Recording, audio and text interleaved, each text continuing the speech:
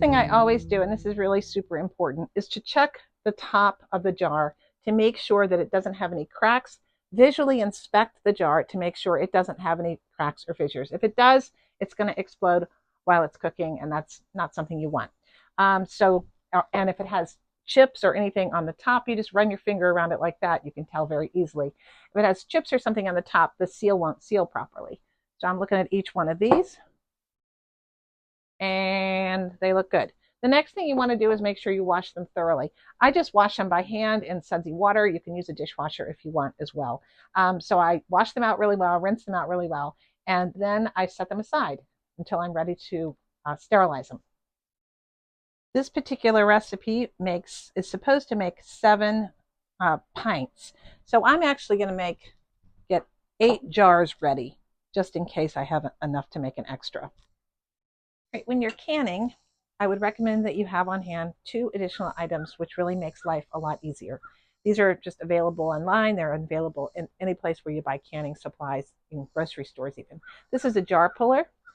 It keeps you from burning yourself. And this is a lid LID puller. It's just got a little magnet at the bottom, and it makes it easy to pull out a hot lid and put it onto your jar when you're canning. So those are 2 supplies that I consider absolutely 100% essential. Now I'm going to go and make my kitchen very hot. Now you can see that I have put jars in my canner. I have a rack down at the bottom. That is so you don't get cracking on the bottom of your jars from the heat from the pan being directly on the stove. I'm going to turn this on to high. This water is already warm because I did an earlier batch today, and it's still warm. So it's going to bring up to boil, and then I'm going to boil these for about 10 minutes.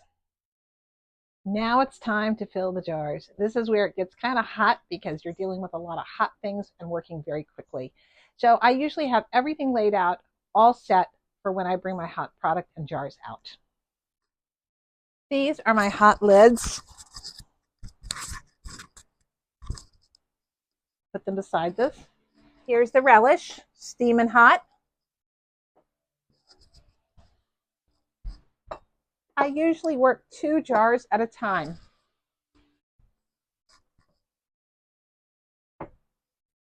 Okay.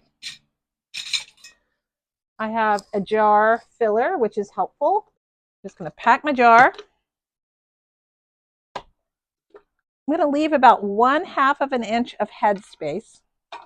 Another important thing to do is debubble the jar, which you need to do with a non-reactive device like a spoon or something. Next thing, very important to do, is to take a paper towel. I've got some white vinegar here. I'm just going to wipe the rim of my jar. This is to ensure that there's no food particle or thing like that on the jar lid. I have my jar puller here.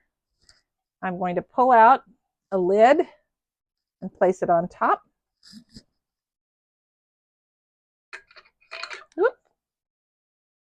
Then I take a ring, seal it finger tight. It's good to have something you can hold a hot jar in. You don't want to do it more than finger tight because it is going to expand during cooking as the product boils up. Next, I'm just going to take these and put them back in the hot water bath. Just going to repeat this process until my jars are full, and then I'll show you what it all looks like once it's in the water bath canner.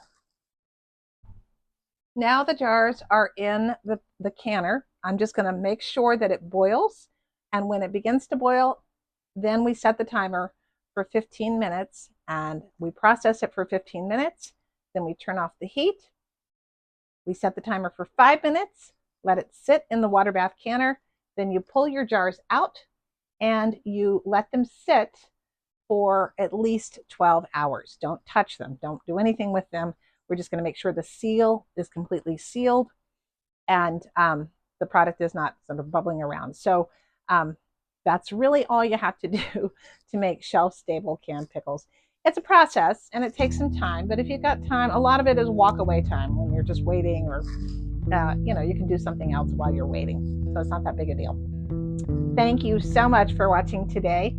I'm trying to grow my channel, so I would appreciate it if you haven't already. hit the like button, subscribe, and do think about who might like this channel too and share it. Thank you so very much. Take care. Bye.